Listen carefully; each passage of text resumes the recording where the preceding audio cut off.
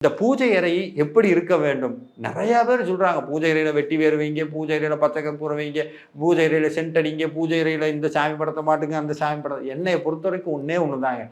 எந்த சாமியை மனசோட தொட்டு நிக்குதோ, எப்ப நான் நினைச்சாலும் என் கண்ணை மூடனா மனசுக்குள்ள வந்து நிக்குதோ, அந்த தெய்வத்தை தான் நான் பூஜை அறையில நிறைச்சு வைக்கணும். நிறைச்சு வைக்கிறது என்னன்னா 10,000 படத்தை மாட்டுறதா இல்ல, ஒரே ஒரு படம்.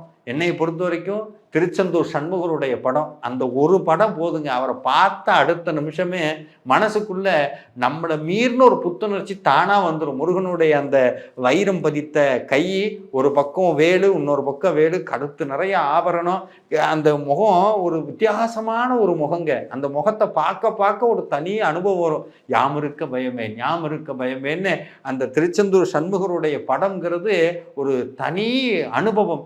அது இது அப்படி இப்படின்னு எப்படி பார்த்தாலும் இதுதான் ஹிட்டான ஆஃபர்.